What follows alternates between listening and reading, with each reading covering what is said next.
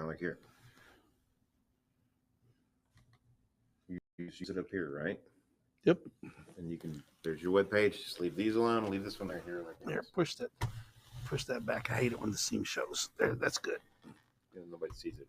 I don't care. Camera's not gonna see it. I see it. My OCD kicks in.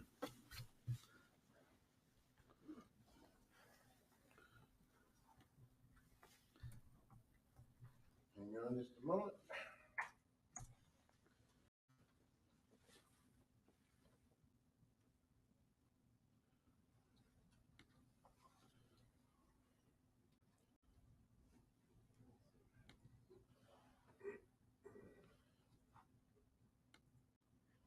Bring the background down. Why is it doing that? Where are all the blogs at? Do you know? Huh? Where are the blogs at? I had to find them the other day. I don't know what you're looking for.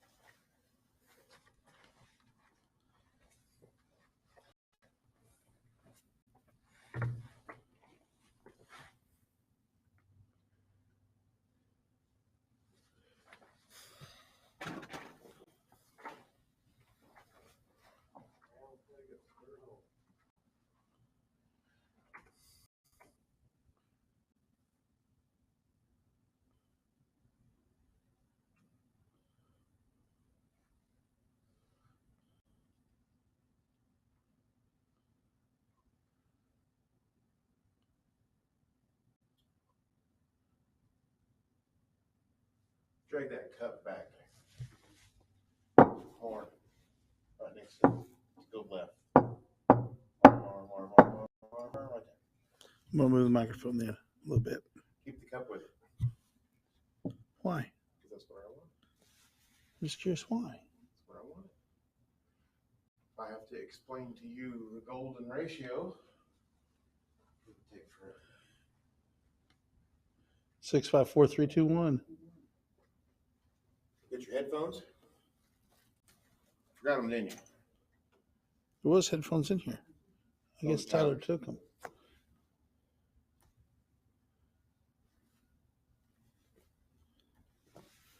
Oh, crap.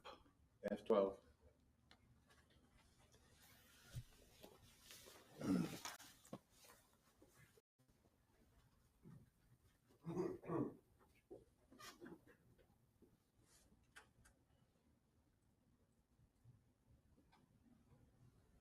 Scott, I can't see you.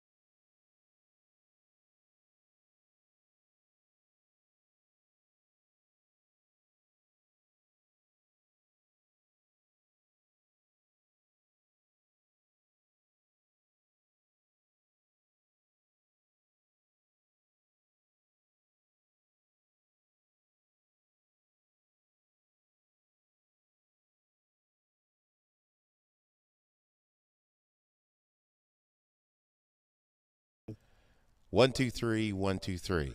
Nope.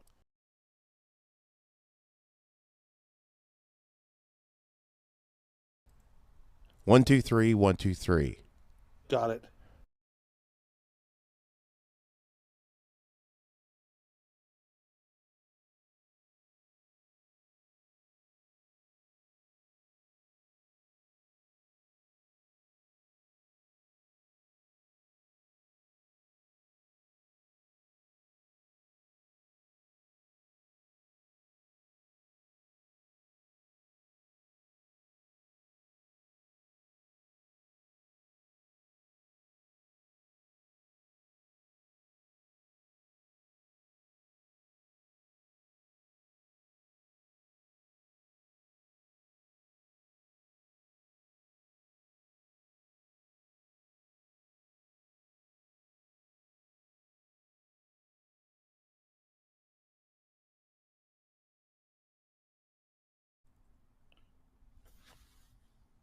Can you start a countdown?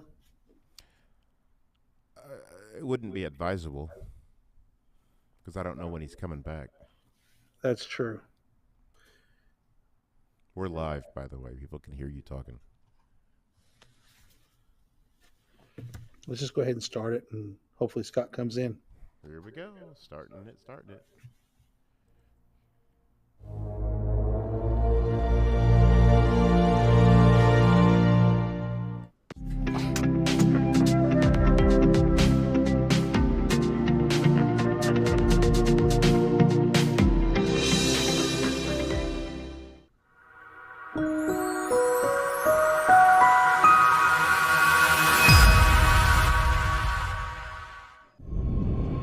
Hey friends, Kent Marts here with Explore Scientific. And Paul, I'm hearing the sound about 5 seconds late. No, It it's sounded not. like It's the just thing went messed like up. through both ears or something. Okay, we've is that been what it having was? We've been having a little bit of Yeah. issues today, and I'm working it out as on the fly. Yeah, it was like I started talking and all of a sudden the sound came through my earbuds, and that was disconcerting to say the least. Hey Scott, how you doing? I'm good, a little tuckered out from traveling back and forth to California. I was at the we had a very special weekend with the George Ellery Hale family. They had a reunion that was celebrated at California Institute of Technology in Caltech, Pasadena, and then we went to Mount Wilson Observatory. There were great talks at both places. It started off with the president of Caltech was there talking to the extended family of the George Ellery Hale family. George Ellery Hale, I think, died 1938, something like that. I think he was only in his 50s. But during his lifetime, he built 4 of the world's largest telescopes, including the Yerkes 40-inch refractor, the Mount Wilson 60-inch telescope, the Mount Wilson 100-inch, where they discovered, these 2 telescopes, they made major discoveries about our galaxy and about the universe. At the 60-inch, they discovered, Harlow Shapley discovered that the sun, it was believed all the way from the time that, from Galileo's time till that time, that the sun was probably the center of the entire universe. And so Harlow Shapley, by measuring the distances to globular star clusters, was able to determine that that was not the case and that we did not occupy a special place in the Milky Way itself. Then in about 1923, after the completion of the 100-inch telescope, they were able to photograph an individual variable star called a Cepheid variable in what was called the Andromeda Nebula at the time. They just thought it's kind of a circular, pinwheel of a gas in the Milky Way, and he determined that this nebula was indeed another island universe of stars, and so voila, other galaxies are discovered, and the universe expanded overnight by millions and millions of light years, containing what was then thought to be millions and millions of galaxies, which now is considered to be billions of galaxies, or maybe trillions of galaxies. So, the search goes on.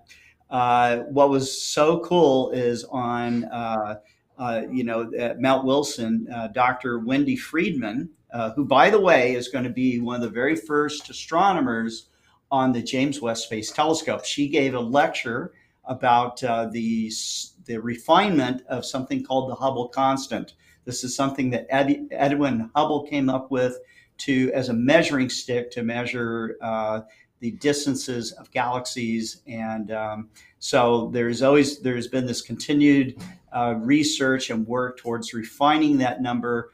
And they use standard candles of different stars and their brightnesses to determine these distances. And so these standard candles, which also include supernovae and different types of luminosity that they can detect, redshifts, these kinds of things, help us to understand the size of the universe. And so it was just it was a real honor to broadcast these things.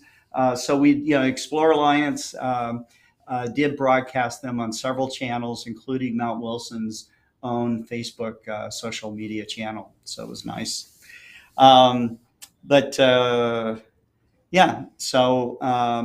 then on July 4th, I got to see some fireworks. That was cool. And, we visited dealers, and and then circled back here to Arkansas to face triple digit temperatures. It was so hot. It was so hot yesterday. But anyhow, Kent and I have been talking a lot about the upcoming star party, the Arizona Dark Sky Star Party, and we encourage you to come. Kent, why don't you give some of the lowdown on the second Arizona Dark Sky Star Party? You were at the first one, is that right? I was at the first one. It was in 2019, and Fabulous Dark Skies had never been to a star party in Arizona. Have driven through a couple of times, but never been to a star party there.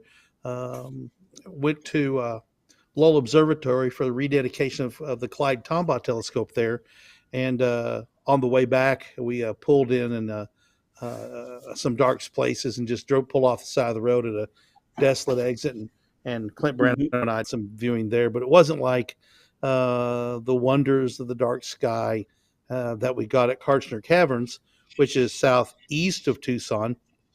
And for a variety of reasons, we've moved it to Oracle State Park, which is northeast of Tucson, blocked by, is it Mountain Lemon? Is that correct? It's blocked by Mount Lemon. Actually, the dark sky reading is very, very close between the two sites. And, Karchner, I think, is about a tenth darker on average. But, in this situation, other things affect just how, dark things look, and this has a lot to do with,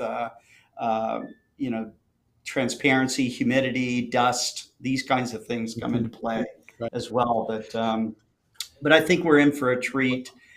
We did, Mike Wiesner and I did an on-site inspection and used the SQL meter to get light readings that were, 21 plus. And it wasn't even dark yet. It was like, I think it was like 8:30 at night that we did these readings, maybe more towards 9 o'clock. So, it doesn't really start to get super dark until, maybe after 11 o'clock, something like that. So when you were out there, obviously in September, it's going to get dark a lot earlier.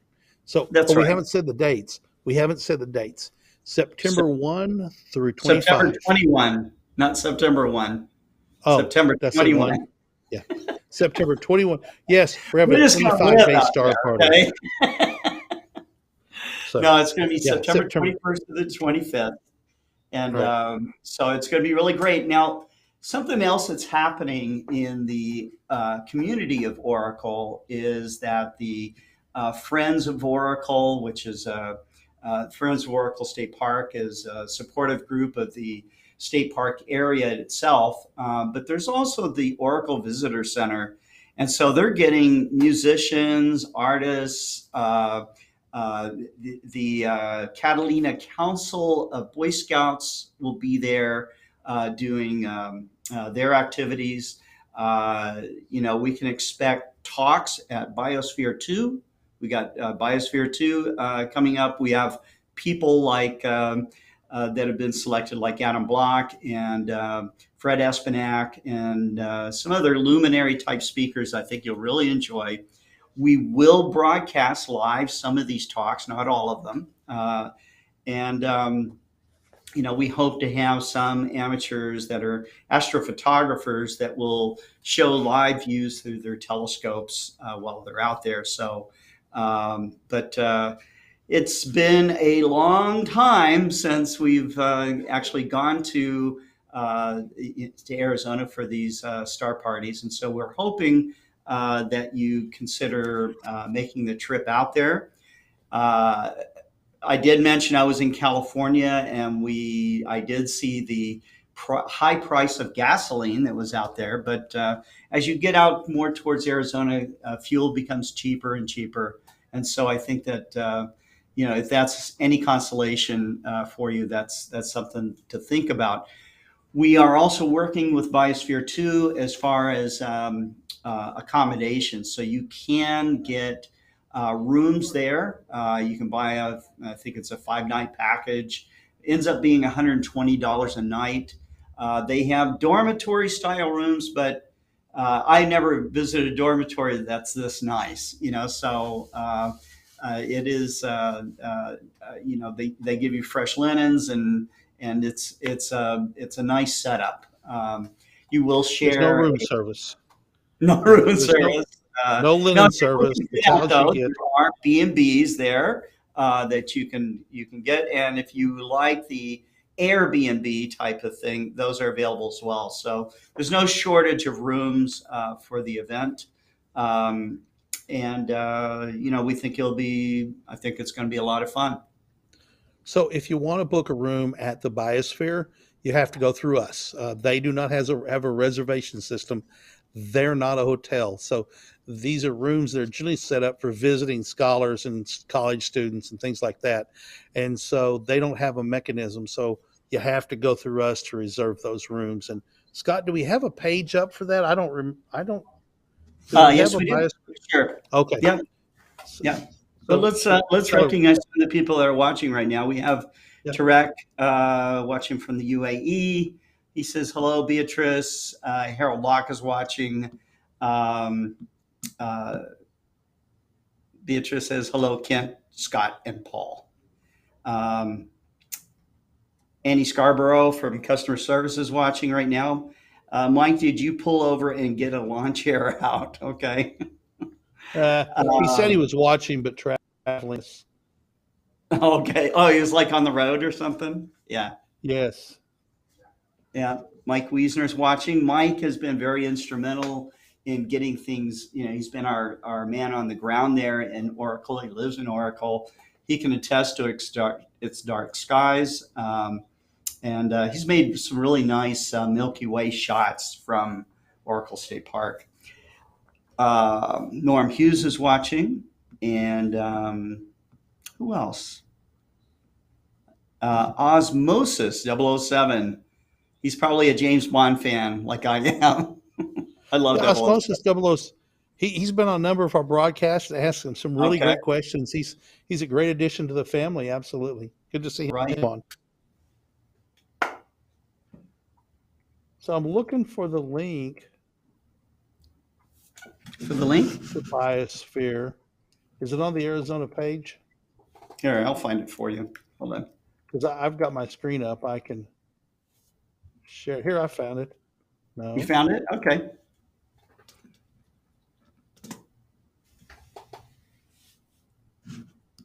Yeah, so, Paul, you want to share the screen for me? What's that? Paul, you want to share the screen? Okay, Paul can share my screen through the. Okay, sounds good. So, the picture, you think of college dormitories, you say dorm rooms, and we've all seen dorm rooms on college campuses and dormitories, but there's a picture down the walkway, and that is just attractive as can be right there. Um, $512. If you're coming with a group and there's going to be like 6 of you, let us know and we will make sure that we block you all off together in the same dorm room, or we'll separate you if you're not that good of friends, or you want to meet some new people as well. We can block you off so that you have rooms with people if you want to Yeah. do that. And The other thing I'll point out here, it's not a hotel. And unlike hotels usually have like things like special taxes that add on to your cost. Sometimes parking, which adds on to your cost. Sometimes resort fees, these kinds of things. So they'll come up with you'll see advertise a lower price for a hotel room. And then you end up paying, if it's $100 or something, or $120, it quickly adds up to like $150, $160 before you're all said and done per night. And so, but this is not the case here. This is roughly, I think, $120 a night, something along those lines. So, right. And no hidden fees, no hidden taxes. Right. It's just $512 for the event. Right. But you can't pick up the phone and get room service. No. Okay. So that's the deal. And the towels you get on day one are the towels you use the whole week. Scott, did you take this picture, or was this No. This is just a very nice photograph of the Arizona desert region, and it looks like the sidewalk is wet. That's why I was going to ask. You're talking about this picture here? No, I'm talking about this picture up here on the screen right now. So let me see. It's not on anyone else's screen, Ken. No, that shot of the casita rentals is from the Biosphere website. Yeah. So the sidewalk looks wet. That's why I was asking. So they took it. Yeah, it was probably right after a monsoon rain or something like that. Right. So, but you guys will remember that Biosphere was an experiment to see if people could live in an enclosed environment, making their own oxygen and their own food and all of that stuff, for a Mars colony. So, and while, it had problems, they had to put in more moisture and air from oxygen from time to time, but it's not a failure because science is not about failure. Science is about learning from failure. And the things they learned, they need failure to know where so you push the limits until you get failure, and then you start to learn from that. If everything's going fine, you just don't know when it's going to go bad, right? So and you definitely want to, long before you get to Mars, you want to figure out where failure point is. Most assuredly, if you've never been to dark skies, this is an opportunity to get there. It's going to be great weather. It's not monsoon season. The highs, be warm. It'll get cool in the evenings. Deserts are hot during the days and cold at night. So prepared for, to be in the 80s or 90s and maybe the 50s or 60s in the evenings. But we got 4 spectacular nights back in 2019. If we get 4 spectacular nights again, we'll be doubly lucky. But it is extremely dark.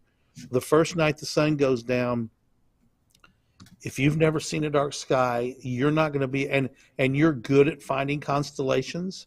Yeah, you're going to be blown away because you can't find the constellations. There's so many stars that constellations are not apparent.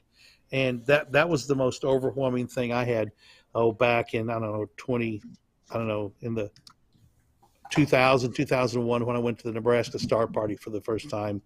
It was jaw dropping, and you need to experience that. And we're going to be doing astrophotography. We're going to have people showing you how to do it, helping you do it. Bird watching. September is the fall migration, and there will be a host of birds migrating through that we will be. I believe we've got a bird watcher expert who's going to be leading some talks, and we'll have some binoculars there for people to borrow. I believe they check out binoculars from the visitors center as well. So it's going to be a good time. We're Yeah. planning We're to going to keep the we'll day bring night some full. optics for people to use, of course. And the one special optic that we're going to bring, Kent, is the new Alpen thermal imaging Mm-hmm. optic. Okay, now this is Right. really cool. This is something that just fits in your hand. Okay, Mm-hmm. you press down the button, and it's beyond seeing in the dark. Okay, anything that's warm is going to be picked up over the background area. So we're going to be setting these things up on tripods overlooking the watering hole that's out at Oracle State Park. And you're going to see some amazing animal life at night. So I think it'll be very cool. Because the things you see at night are completely different than the things you see during the day generally. That's going to be cool as well. And Scott, I'm going to have the BT giant binoculars out there. Nice. I cannot wait to see what it looks like. So we have one pair here, we have more coming, but they're 120 millimeter diameter telescopes mounted side by side as a pair of binoculars with 2 eyepieces. Will blow you away. The sky is going to look, I can't wait. The moon looks amazing through it.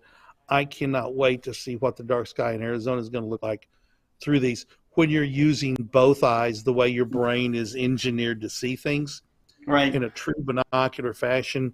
It's going to be pretty cool, Scott. Yeah, I'm looking forward to it. Stargazer Man wants to know, he says, hey guys, where on the Bortle scale does the site sit? I would say it's between a 1 and a 2, okay, is where it's at. I have been to darker sites, but in order to get to those sites, you have to go way out there, way beyond any civilization, so I have, I've been at Bortle 1 skies, where the nearest town was like 100 miles away, so that's, or 70 miles away. I would probably rate the Nebraska Star Party at Bortle 1. The drive to the next closest town, which is Valentine, is a little bit of a jaunt away. So it's 40 miles away. Yeah. So Big Bend National Park is Bortle 1, but again, you're very, very far away from civilization. We did not want to pick a site where it was only for the most extreme dark sky site or the most extreme away from civilization. This is close enough and dark enough where astronomers can be satisfied. Deep sky observers, I'm a deep sky observer. I love to do visual observations. You're going to be able to see some amazing stuff from there. Astrophotographers, absolutely, it's going to be no problem. And so you're going to see, you'll see the Gegenschein, you'll see the zodiacal light. The Milky Way looks like a storm cloud overhead. So it's going to be amazing for you. So Scott, I've gone to lightpollutionmap.info, and it says it's Bortle 2. Bortle 2. Now, Bortle 2. One of the things I learned about light pollution maps, okay, is that they don't tell the entire story of how dark it is, okay, and so this is I think it was Mike Wiesner. He's very involved with the International Dark Sky Association. He said it's a little bit. It's a good read, but does not really tell you what you can or cannot see from a site. So because it's about air. It's about air cleanliness. It's about transparency, steadiness. Like in Arkansas, we have Bortle 1 and Bortle 2 skies out here, but there's so much humidity in our skies that rarely can you see anywhere near what you could see from maybe a Bortle 2.5 sky from a very transparent, like a desert site, for example. So So I'm going up to Nebraska right now just to see what Nebraska says. Nebraska's Bortle Class 1. An SQM meter of 22.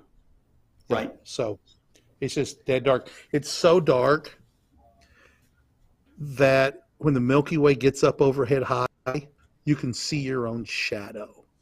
Yeah, Yeah. and It's I a believe diffuse I believe shadow. that you can see your shadow to a degree, also at Yeah. Oracle. So I suspect you can. And it's weird. You turn around and you look at the ground for a while, and obviously your eyes have to be fully dark adjusted, hour and a half, 2 hours. sure, And you turn around with the Milky Way behind you, and you start looking and you move, and you can see it move with you. It's a very diffuse, it's not easy to see. You're yeah, casting a diffuse shadow on the ground. It's like, it's pretty cool to see. Yeah, pretty cool to right, see. right, So, okay. But I think that all right. that's kind of So, our things I had to cover for today. Uh, the uh, this particular event's going to be amazing. We also have, I would be remiss in not mentioning the Mount Wilson 60-inch star party, which will happen in October. So if you're going to our website, you would just do explorescientific.com/events. I'll put that link up there, and you can see all the stuff that we're doing. We will also be going to the Nebraska Star Party this year. And we will be attending Starmus event and doing a star party out in Yerevan, Armenia at the Temple of Garni, okay, which is a first century pagan temple. So it looks like something, it looks like the Parthenon or something. It's really cool. And then what else are we doing? let's see. What other star Oh, party? eclipses. Ah, Let's right, talk of eclipses. course, We've of got course. an eclipse blog up. We've got an eclipse blog up. Paul, you want to get that up? He says, I can share it. I've got it right here. He'll Takes get me it a up. minute. Takes me a minute to find this stuff because I wasn't I know where it is. expecting to be called upon. Here, I can do it. Hold on.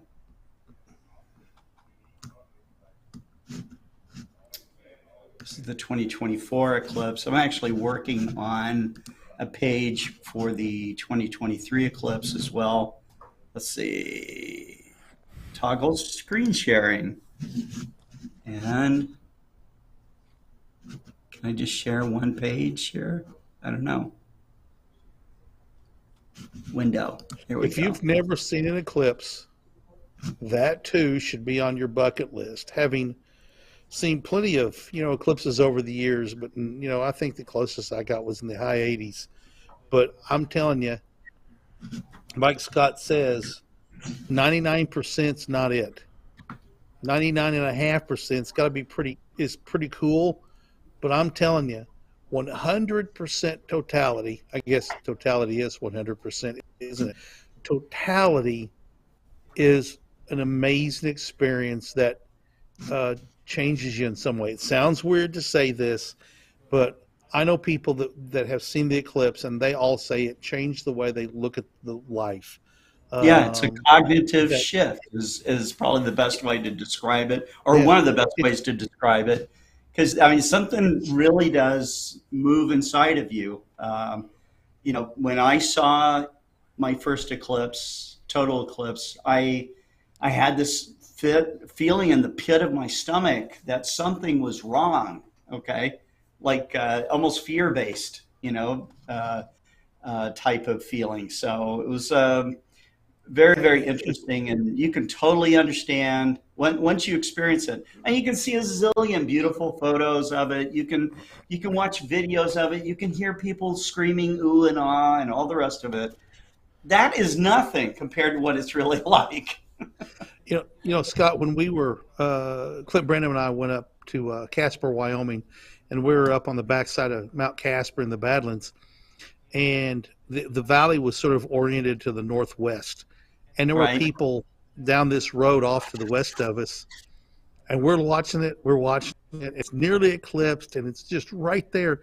And then the people, half a mile down, you hear them start yelling.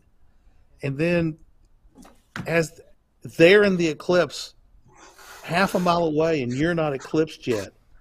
And then Right. people closer yell, and the people close, then the people right over there 50 feet away yell, and it's not eclipsed yet for you. And then you yell, and then the people on east of you yell, and literally, I called it the yell that went all the way across the country, because I think that was one thing that everybody just shouted out in awe, in celebration, in amazement. Sure. It's really hard to describe that feeling, and Hey, Scott, it followed along. Go ahead. Yeah. your camera's doing something funky. Yeah, I didn't like it after I shared it. So I'm just going to be the guy talking right now. So Okay. He'll be the it didn't like He's for the me to share. disembodied So voice. that's why we're having you share. So Yeah, That's right. I just need the links to know where I need to go. yeah. I thought I could okay. share. So, And I did. So, anyway, I did share for a little bit. Yeah. Anyhow. anywho, Hit reload, Scott, and it may fix it. Let's see. or you can kick it. I'm back. So we have two eclipses coming up, one in October of 2023. There That's you going to be go. an annular eclipse. And the annular eclipse is when the moon is too close to the Earth Yeah. to fully cover the sun. And so depending on where you are, if you're very close to the center path, like we're going to be at the October version of the Crossroads of the Eclipses Star Party, we're less than a half a mile. We're literally yards away from the center line of the annular eclipse that comes down out of Northern California and Oregon and crosses, South Texas and goes into the Gulf. We're within yards of the center line. And because of that, the moon is going to be dead centered on the sun, and it's just going to be a perfect ring of sun all the way around. It's like a sun with a big donut hole in it. Now, you have to use eclipse glasses the whole time on an annular eclipse because Yeah. you're getting sunlight, real sunlight. 99% sunlight is still bad for your eyes, so you can't do it. And then we're like 2 miles away from the center line on the April 2024 eclipse, and it's going to be spectacular. Then we're getting 4 minutes and 26 seconds of totality where we are. Oh my God. Yeah. Yeah, so it's Right. going to be tremendous to see. Osmosis 007, it's the best part of being a regional truck driver. All the small towns in the tri-state area, Nebraska, South Dakota, Iowa, getting paid to scout camping locations. Absolutely.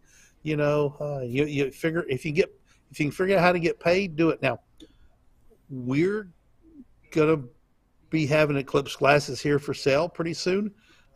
It's going to be a fun thing. Get your eclipse glasses when you can. Don't wait till the last minute. Yeah. In fact, our And, first batch of eclipse glasses comes in this week. So, Right. yeah, you definitely want to get ready for it. You don't want to wait. You do not want to wait for the rush that happens, a few weeks, That's right. because you might think, oh, it's reasonable to expect that 6 or 8 weeks before the eclipse, I can get my eclipse glasses and then everything's going to be fine. That answer is no. That's a bad idea, okay? Because everybody thinks that, so the crunch to get eclipse glasses happens it happens weeks before. There's no reason for you not to get your eclipse glasses now. You can use them to look at the sun, to try to find big sunspots if you want, that kind of thing. But the other thing you should get is, eclipse filters or just solar filters, white light solar filters for your camera, for your telescope, because you'll probably want to try to photograph the eclipse, right? And so you need to know how to use those filters and to track the sun. So And muscle memory. Muscle memory. Muscle memory, exactly. Because I tried to do it. mechanics that happen during an eclipse where, if something goes wrong. I've seen everything from people not, recording things to not taking off lens caps to not turning on tracking, just a zillion things, so because when it's happening, you will be so captivated by the eclipse, even if you're a seasoned eclipse goer. Okay, in fact, seasoned eclipse goers have it down to muscle memory. They practice, so when I've been to 3 eclipse expeditions so far where we broadcasted the eclipse. The first time was actually done on 35 millimeter film on Mauna Kea in Hawaii for the science show called Nova. So I was part of that Nova film crew. The second and third time was with the Exploratorium, where they're broadcasting via satellite and doing the uplink for NASA and a number of other streams. You get started 3-4 days in advance on site, polar aligning, tracking, going through the motions of it until the actual eclipse comes. So, and Scott, the one that was down in South America that you went to, we shipped duplicate or triplicates of many things down there. It wasn't a case of just ship one of what you're going to use. We shipped at least 2. In some parts, we shipped 3 things down there. That's right. Yeah, and you have no time. If something breaks, you drop something, you trip over a cord and rip something out. You have no time to get another one sent in, and so you just need to have it. So you need to, if you're going on an expedition, a real expedition, and an eclipse would definitely qualify, you need to have backup, and so that's just the way it is. And we're going to be down in South Texas, and it is an expedition. This is not glamping. This is going to a place where we're on a private farm. There's one entrance. We're going to have people there checking passes. The only people who are getting in are going to be registered guests.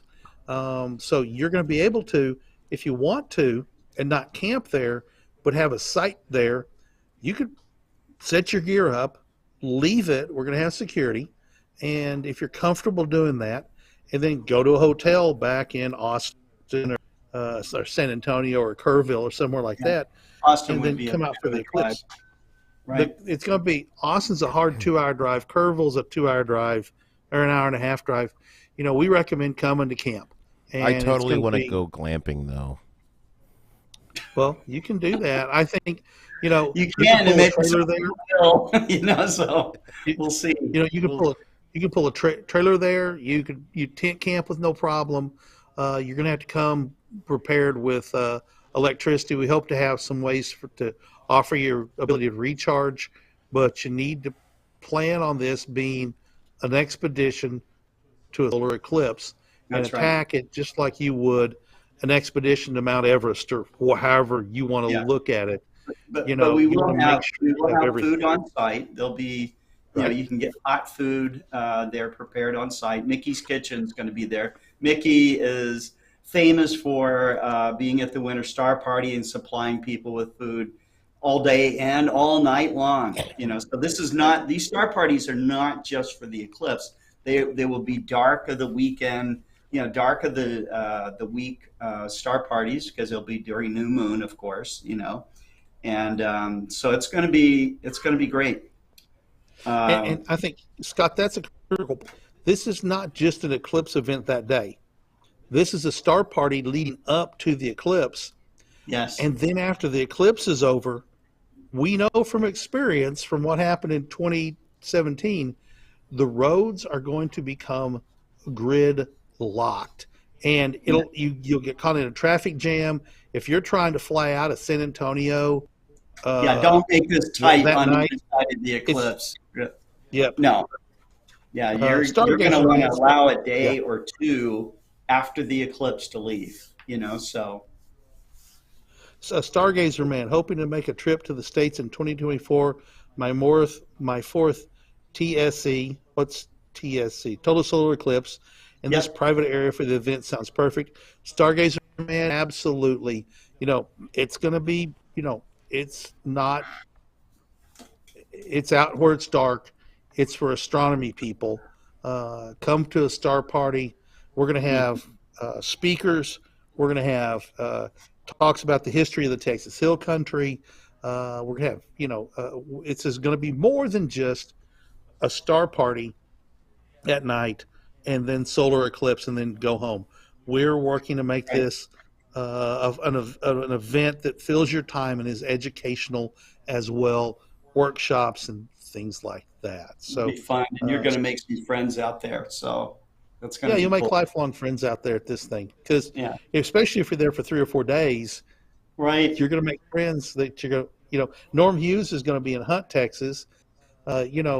Norm, there's no reason why, unless you've got a place you're already going to go, you're welcome to come, spend the week with us. Would love to have you, to meet some people that we see all the time and often every Yeah. day. Right. And I look forward to meeting so many people over the course of these events. Mhm. That's to me, that's sort of the special part of this is meeting people who are friends that we've never met, but yet we talk to them every day or whatever. So, Right. Paul has a picture of you doing the sun catcher solar filters, a Oh, very yeah. inexpensive way. It'll fit. We can make one to fit any telescope. If there's not one or not one that you're sure what your telescope is, all we need to know is the diameter of the objective lens, and we can make a filter for you. They're cardboard with a solar safe film, and they've got some hard black foam triangles that you cut to fit your telescope. I always caution people, make sure it's a tight fit. You don't want that thing to just slip on and slip off No, because exactly. because you'll put your eye out if you're not careful, Yeah, or you'll yeah. burn your camera sensor.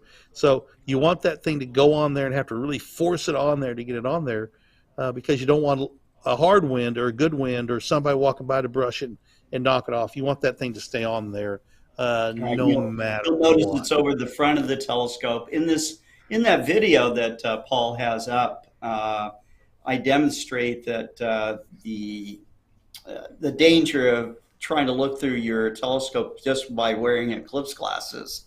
I cannot You pull gotta- the sound up for that video can't pull the the way sound I up. have it. So I was talking about is don't put your eclipse glasses on Yeah. and then look in your telescope Oh, with no oh, filter. that's- So you've got a telescope, no filter on the front. You'll Like burn you'd look through at, say, the moon. filter like a laser beam. Okay. No, Uh, Scott, and it is a laser. I mean, it effectively is a very solar-powered laser. It will instantly burn through that film, and I mean, you won't have any warning. You'll hit it, and it Yeah. just vaporizes that film. Right. You Just to be can't aware of do what you're that. doing. One of the other things I've seen happen is people use correctly an over the lens solar filter, and they lean down to look in the eyepiece, and they have forgotten to cover or remove the finder scope, which is, by the way, also aligned with the main telescope, and still light And coming burn in, their and then you foreheads. see smoke coming from their hair because their hair's catching on fire. You know. Yep.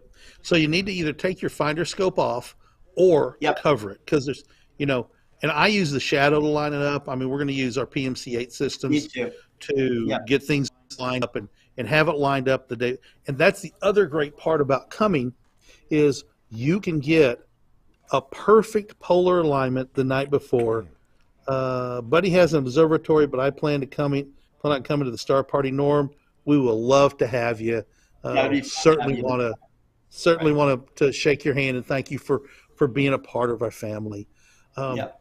But you get there a couple of days early, you can get a dadgum absolute perfect 100% polar alignment, Mm-hmm. which is going to make your photography and your viewing easier the next day because everything is just going to work right. Except there's always going to be something that happens. Somebody's going to trip over it the night before, or you bump it, or something happens, right?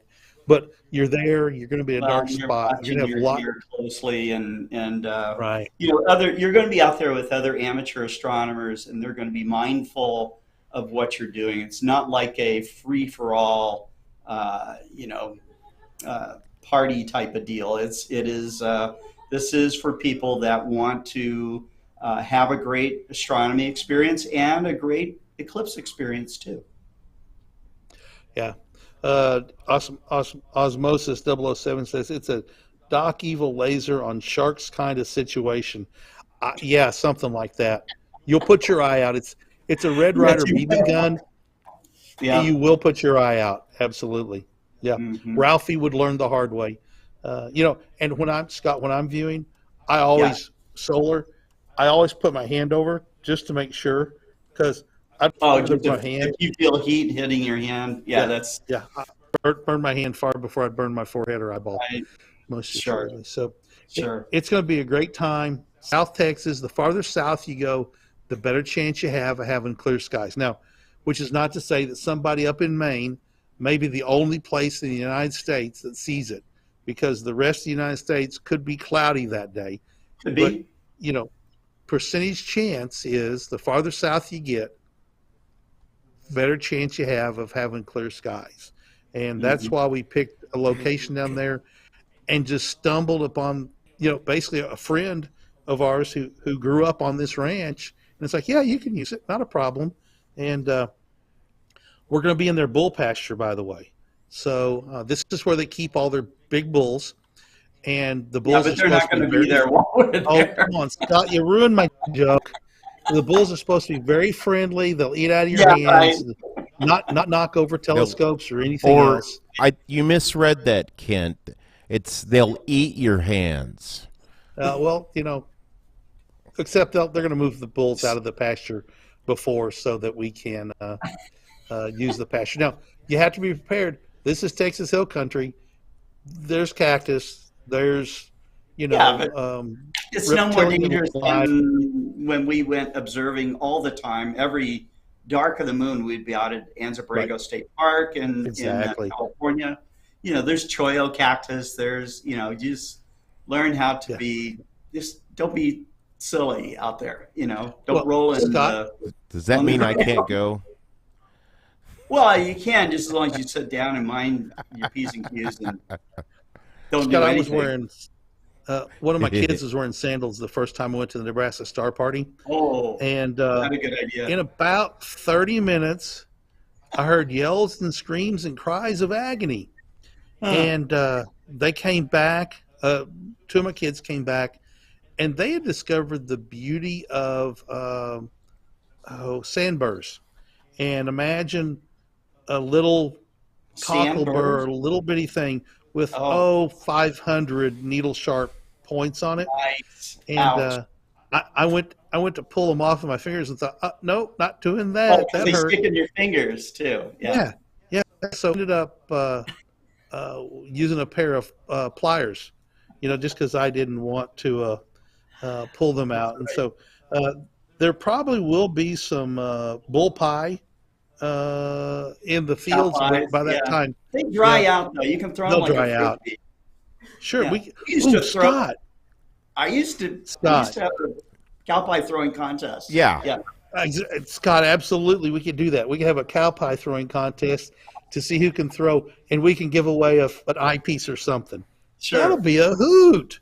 That'll be Sure. fun.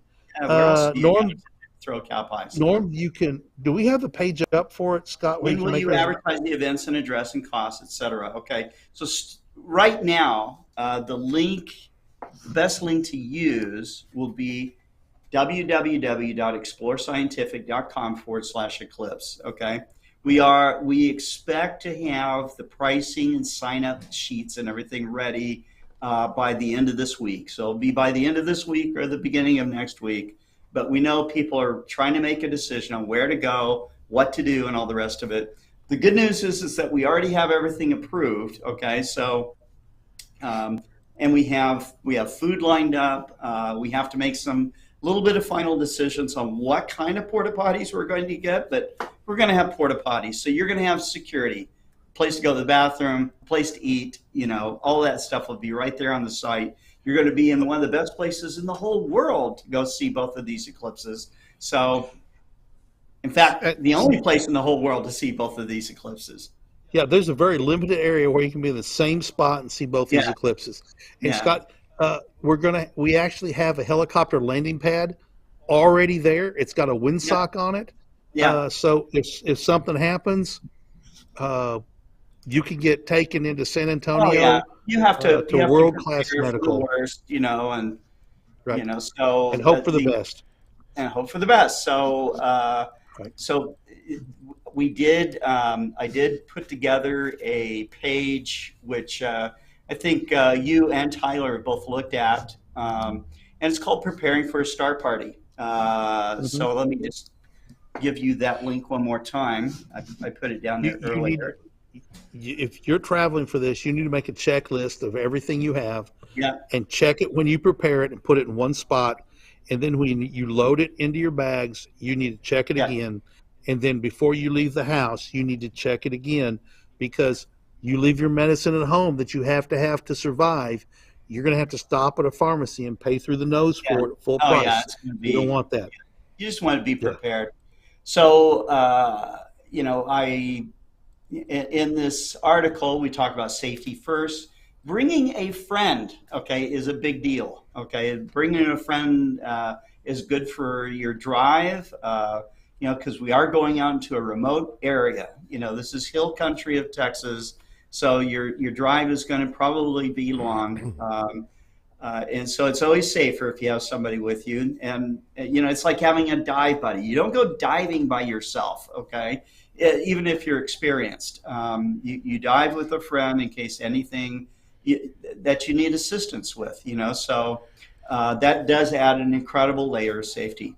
You want to make sure your vehicle is in good condition and ready to drive, okay? Just, things that maybe you don't even normally think about, but you want to double check your vehicle registration, double check your car insurance, check air pressure, tread on your tires, that your spare tires in good shape. You want to check brakes, fluid levels, hoses, lights, all of that stuff.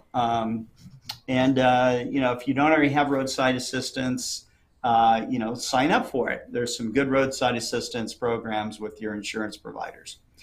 You're going to want to carry emergency gear. So you need to be able to fix a flat, jumper cables to help yourself or help somebody else out. A strong backup battery for boosting your battery in case your battery goes dead. I've seen that happen at star parties. Carrying extra fuel. So in this blog, there are actually Amazon links that we included where you can go and buy these things. I'm also big on first aid. So if you don't have some sort of first aid kit in your car, you need one, so not only for this, but for everything else. There's something called the Garmin InReach. These are really cool, and what they are is if you get out of range of cellular phone data, okay, these things work off of satellite, and they work anywhere in the world, and you can send text messages with them. I think some of them even let you read and receive and send email. When you go to these events, you're going to want to plan to stay overnight. So you need to have, we give you scenarios with, whether you're tent camping, sleeping in your car, these kinds of things. A tent that I found that I thought was pretty good is from North Face, and it's the Welluna series. So I think that you might like those. You're not going to have an open fire at these star parties, so that's out. And you don't want to leave food or drink out unattended. That attracts insects, animals, and I think the biggest threat out there may be the wild boar pigs. Possibly. I'm not sure about the country as far as that goes. Catherine said there have been a few, but it's not. They don't have a terrible problem like lots of places. It's not like Arkansas. Yeah. There are places we have in the Arkansas, razorback here, so that's true. There are some places in Arkansas with a bad feral hog population, and right. Texas and Oklahoma have their share too. Yep. But deserts and hogs are, it's not a desert, but it's pretty harsh living out there, and I don't know if there's enough for a hog to to live out there. I guess so, because there's javelinas in Arizona. So, yeah. Norm says it won't be a problem with the noise and ruckus of people. Hogs will avoid it. In fact, almost all wildlife will avoid it, because you get hundreds of people out in an area, they're just going to stay away. But that doesn't keep the insects away, so you want to think about that. Bees are attracted to water, and anything that they can drink or eat, that's something that you might get something like that. Osmosis 007 says, years of backpack camping has taught me no matter how many socks you think you need, pack more. No such thing as too many socks. That's right. Even if you have to dump the sleeping bag. No, I'm just kidding. Let's see. What else do I say? Prepare your astronomy gear. This is a mistake a lot of people do. They just, at the last minute, get all their telescope gear out of their garage or out of storage or whatever, and they just throw it in the car and they take off, okay? And they haven't used it. And Scott, they haven't used it in a year and a half. Well, in some cases, or at the least, if you go out every dark of the moon, you haven't used it for a few weeks, So this is still something where you can run into big problems, like you forgot the knob, or you have a broken cable that you didn't know about. So you want to set up your whole rig. So if you've got cameras and you've got go-to systems and backup batteries and solar chargers and all the rest of these things you might have, you need to do a full-blown setup and power it up and run it, okay? And then once you have that, then you start to tear it down, and that stuff is ready, set to go, in line, ready to go into your car, okay? You check every screw. Right. You check every screw, every bolt. Yeah, you need to consider having backup equipment. Okay. If you're just one layer, you just have one telescope, one mount, one battery, one cable, and there's a failure of any kind, it can really damage what you thought your eclipse experience was going to be like. Scott, you've got a solar filter, right? You get there, and there's a big pinhole right in the middle of it. Right. Or it's gotten ripped or bad or fold got crushed or all these things can happen. So, right. But I'll stress, osmosis, wet feet from water or sweat will destroy your feet. Nothing worse than not being able to hike where you want to go. That's true, osmosis. An army travels on its feet and its stomach. And if you don't have dry socks and a full belly, it's hard to go backpacking. I've, learned that lesson many times. Water is somewhat important too. One time we were backpacking out in the Ozarks, and duct tape. Yes, we were backpacking out in the Ozarks, Scott, and a really good friend of mine, and we were down at Devil's Den, the Butterfield Trail, and we didn't want, and we call it Hell's Half Mile. It's straight uphill for half a mile, and I think it's about a 500-foot elevation gain, and it's not a fun hike in the morning, from what's called Junction Camp. And so we were like, it was August, but we had been backpacking up there before in August. We thought, well, we're just not going to carry our water. We'll just go with empty canteens and get up there on time. Oh, that's a bad idea. Yeah. 8 miles later, so we finally. Bad idea. You want water. Bad idea. Yeah. No, bad idea. Hiking. You're going to drive your vehicle in. Okay. There's right. not gonna, this. But there are hiking trails out there. And so if you are going to hike, of course, you're going to want to do all the hiking prep that you can, okay? And you want to be safe out there. But water is a commodity. That's right. I have a section under comfort. And I basically say being comfortable during your observing session is important. Not only will you see more details of things, but you're going to experience greater health benefits. It's exciting to go see an eclipse, and it's an exciting moment for any amateur astronomer to see the Milky Way like a storm cloud. But there are actual health benefits of doing so. Your blood pressure is going to come down. People that experience and connect with nature have less health problems. Okay, these are some of the huge benefits of being involved in amateur astronomy is being able to reframe your whole life, experience this cognitive shift and put your problems in perspective, okay, instead of magnifying them as we often do. But I have things in here, natural insect repellents, zero gravity chairs. Ken, have you ever sat in a zero gravity? I never have. Nope, I never have. They're great. I've used them for stargazing before, where you have binoculars and you just laid back and it's just supporting your whole back and everything. It's awesome. Some zero gravity chairs can even spin, so you can turn yourself around like I'm spinning around on my my desk, my office chair, but you're spinning around seeing different parts of the sky. Zero gravity chairs range in price from about $50 to a little over $100.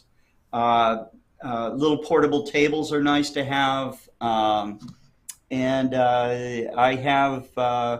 learned some stuff from people that go to Burning Man. I've never actually been myself. I would like to go sometime, but I've never been. And they do things there to keep themselves cool when it's super hot. And for, these same things work often if it's really cold, and so there's something called Illuminate, and it's an insulating covering that's, I think, was originally developed for gardeners, and but they will either insulate you, keeping you warmer during cold weather, and they will keep you cooler, like 10 degrees cooler if it's summertime. So this is something that's great. We touch on leaving no trace. You want to leave your site better than what you found it, I think these were added by you and Kent. There's something about general camping accessories, warm outdoor clothing, camping and hiking, water filters, Allen wrench sets.